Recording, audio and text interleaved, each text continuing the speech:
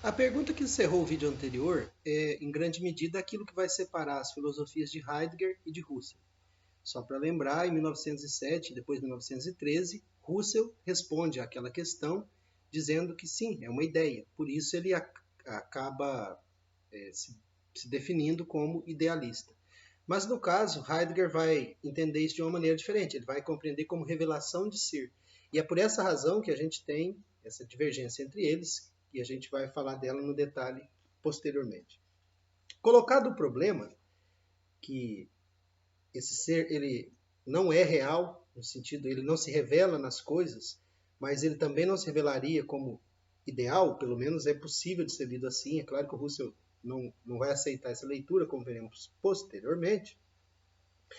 Mas ainda no parágrafo 43, na página 102, mais ao final, o último parágrafo desse parágrafo, diz assim: ora, na esfera da percepção sensível assim compreendida, e correlativamente na intuição sensível em geral, manteremos essa maneira mais ampla de falar em sensibilidade. Uma significação como a da palavra ser não encontra nenhum correlato objetivo possível, nem, portanto, nenhum preenchimento possível nos atos de uma percepção de tal espécie. De novo, uma concordância com a irrealidade do ser. Não significa afirmar a idealidade ainda. O que vale para o ser vale também, obviamente, para outras formas categoriais presentes nos enunciados, quer sejam formas que liguem entre si os componentes dos termos, quer elas liguem os próprios termos para compor a unidade da proposição. E aí ele enumera todas essas formas categoriais. O o e, o ou, o se e o então, o todos e o nenhum, o algo e o nada, as formas de quantidade e as determinações numéricas, etc. Todos eles são elementos significantes das proposições, mas é em vão procurar seus correlatos objetais. Correlato objetal é encontrar o é no mundo, como se isso desprendesse do objeto que se revela. Nós já sabemos que a revelação do objeto compõe-se uma revelação, se compõe sim de uma matéria que é dada pelo ser. Mas essa matéria é imediatamente organizada pelo entendimento, senão ela não seria compreensível, e por isso o fenômeno é uma aparência do que seria o ser, e o que o Husserl está dizendo aqui é que nesse ambiente eu não consigo uma adequação, né, um preenchimento adequado da proposição, exatamente porque a cada vez que eu tento fazê-lo, eu não vou encontrar os categoriais. Isso, repito, em Kant daria a entender que eles seriam da alçada do entendimento. O parágrafo 44, o título é mais fácil de ser compreendido do que o parágrafo inteiro, isso é evidente, mas o título já diz a que veio. A origem do conceito de ser e das outras categorias não está no domínio da percepção interna. Aí é que está. Porque até então, e eu vou falar disso mais adiante, Kant ele demonstra que o ser não é um predicado real. Então, no ambiente das coisas, o ser não se encontra. Todavia, com essa inspeção que a fenomenologia permite, enquanto uma psicologia peculiar, com essa inspeção é possível dizer que todo o categorial não está no domínio da percepção interna. Se não está no domínio da percepção interna, é porque essa inspeção a priori que eu posso fazer do entendimento, que é essa percepção interna, não vai revelar em momento algum ser.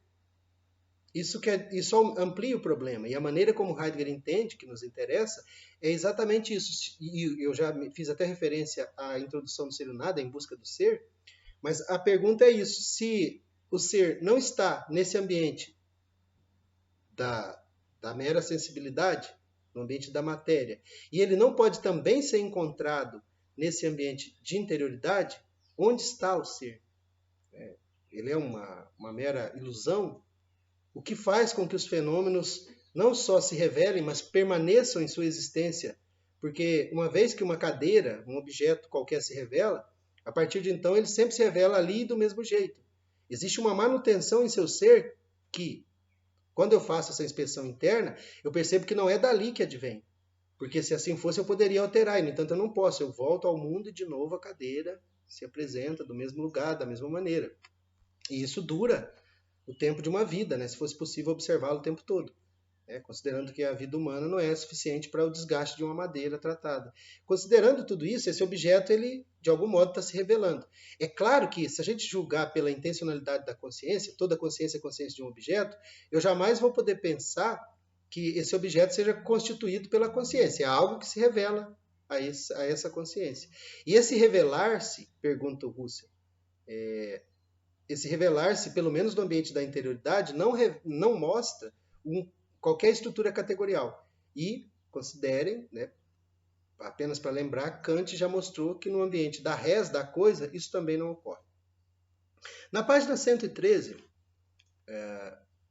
o que acontece é que a impressão que se tem, ou a consequência da demonstração de que o ser não é um predicado real, é que o ser se torna refém do juízo.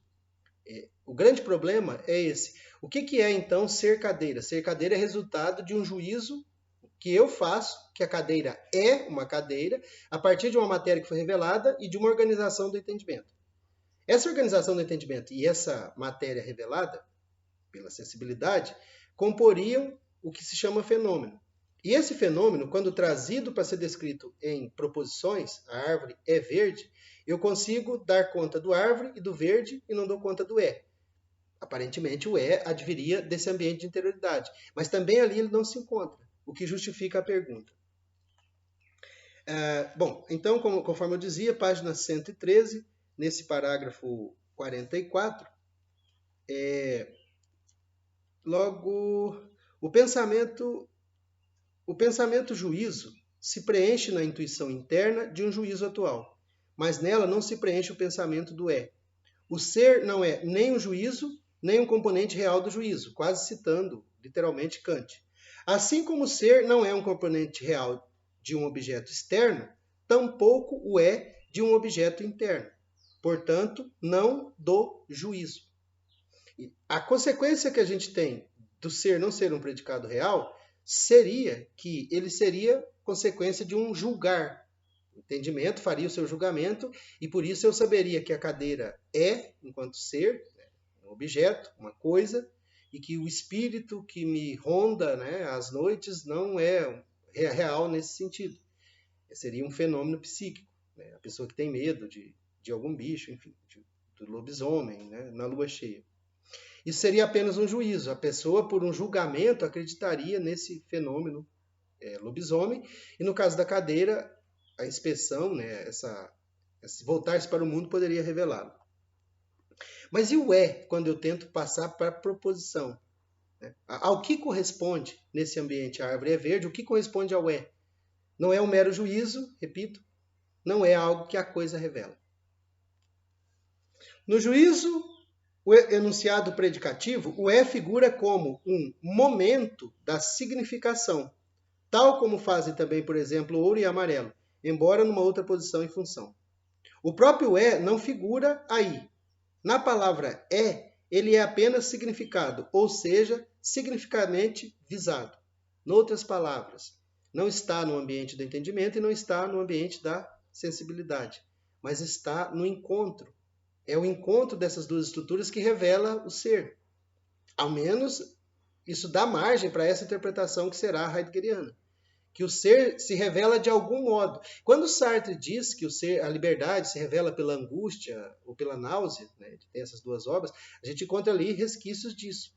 É algo existencial que revela ser. Então, o ser ele se revela nesse ser no mundo. Quer dizer, no mundo o ser se revela a consciência intencional. Essa é a interpretação.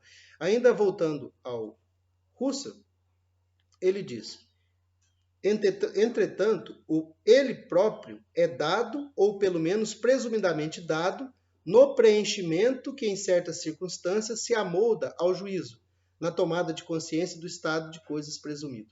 Uma terminologia difícil, mas basicamente ele está dizendo que o ato de preenchimento é o que faz com que o ser se revele.